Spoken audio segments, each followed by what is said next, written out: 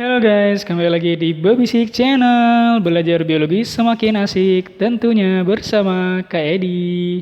Nah, kali ini Kak Edi akan ngebahas materi tentang metabolisme yang kemarin udah Kak Edi bahas ya, tentang enzim ya, tentang percobaan fotosintesis, bla bla bla. Nah, kali ini Kak Edi akan ngebahas tentang percobaan enzim katalase.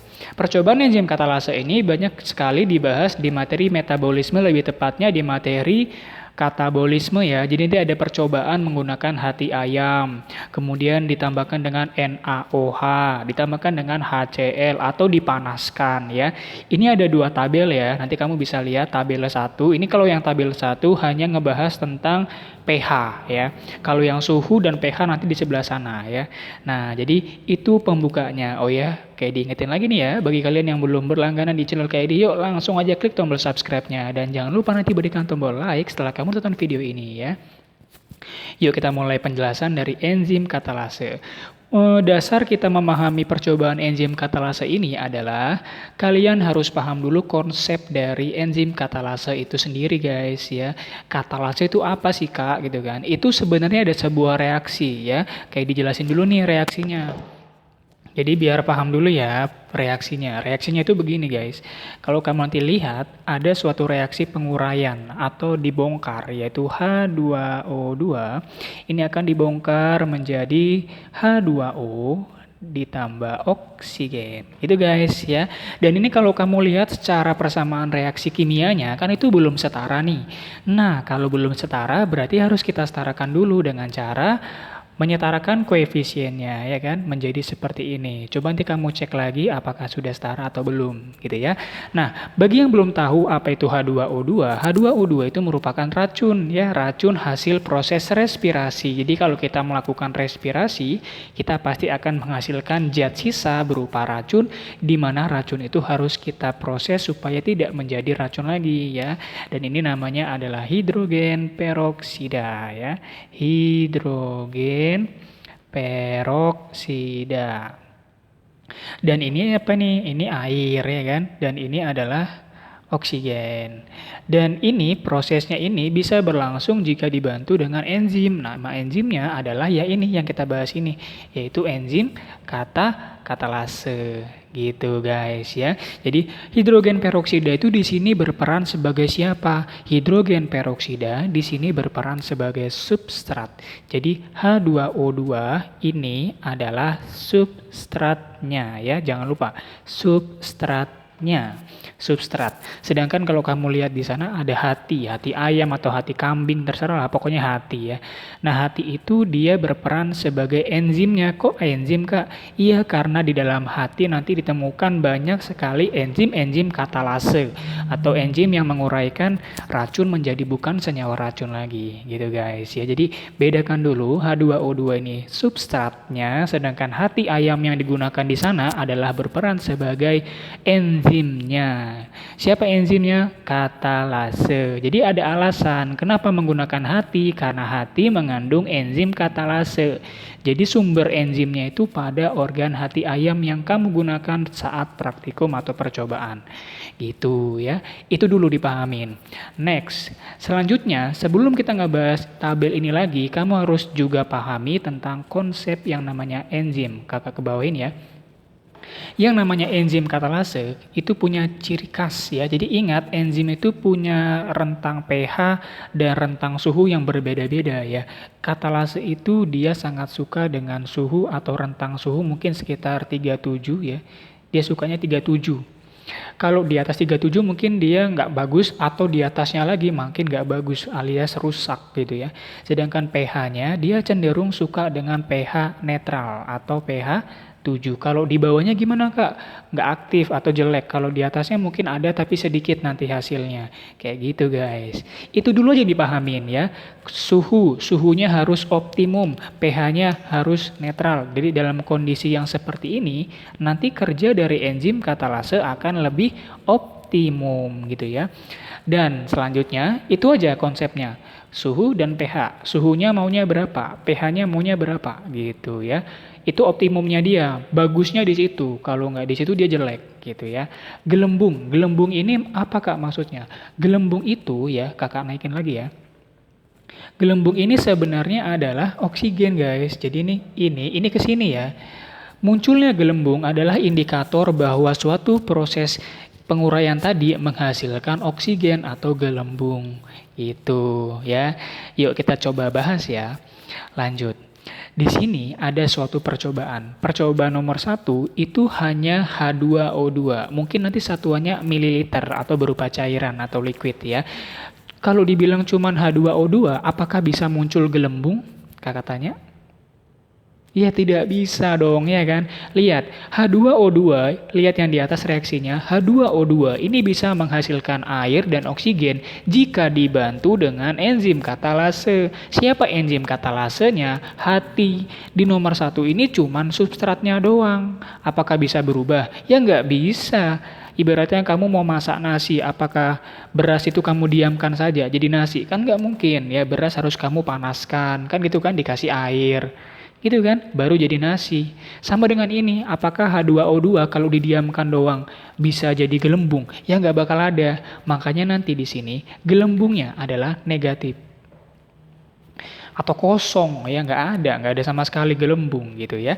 Lanjut, percobaan yang kedua, H2O2 ditambah hati. Ditambah hati, berarti bagus nggak itu? Bagus, karena hati berperan sebagai pemberi enzim katalase. Berarti konsepnya sesuai dengan konsep yang di atas. Substrat berupa H2O2 ketemu dengan hati, pemberi enzim katalase akan bereaksi, akan menghasilkan siapa? Oksigen, dan gelembungnya pasti ada. Gitu. Gelembungnya banyak ya, kakak buat dengan +3 ya. Lanjut. Percobaan yang ketiga, H2O2 ditambah hati ditambah NaOH. Ingat, kalau kamu belajar kimia, NaOH itu berperan sebagai siapa? Asam atau basa? Basa, betul, basa. Kalau HCl, asam. Ya, NaOH itu basa kuat, sedangkan HCl itu asam kuat, sama-sama kuat ya. Nah, kalau diberikan NaOH gimana Kak? Berarti dia cenderung basa dong. Iya, betul sekali. Ingat yang namanya grafik dari pengaruh kerja enzim terhadap pengaruh pH terhadap kerja enzim. Nanti pasti gambarnya kan dari awal naik turun gitu kan. Nah, kurang lebih seperti itu. Pahami dulu. Berarti kalau dia dibilang pH-nya netral di sini, ini bagus nih ya kan. Kalau pH-nya basa kurang lebih bagus nggak? Bagus, biasanya dia nggak langsung jatuh ya, biasanya dia agak lama dikit baru jatuh gitu. Jadi kalau dia asam, ya kalau asam dia tidak ada gelembung, atau mungkin dia nggak aktif kalau dia kalau asam. Tapi kalau dia basa ada, makanya kalau nanti basa dia plusnya +2. Gitu. Kalau asam mungkin mati atau mungkin sedikit ya, tergantung tingkat konsentrasi keasamannya. Kalau kakak bilang seperti itu ya. Jadi kalau asam dia mungkin satu doang plusnya, atau mungkin bahkan nggak ada, tergantung konsentrasi atau kepekatan saat kamu melakukan percobaan ya. Kemudian kalau di basa dia masih lebih tinggi gelembungnya jika dibandingkan dengan yang asam atau HCl, tapi masih lebih tinggi yang jika dia sifatnya netral alias tidak diberikan basa kuat sama asam kuat. Berarti ini percobaan kedua menambahkan pH yaitu dalam artian netral. Dalam kondisi netral, lihat lagi yang di bawah. Dalam kondisi netral dia akan optimum. Kalau optimum berarti optimal, optimal maksimal, maksimal gelembungnya banyak. Gitu, simple kan?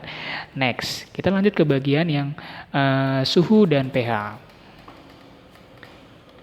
Nah, kalau yang ini cuman kayak perbandingan saja ya. Jadi kakak nggak pakai yang namanya apa tadi?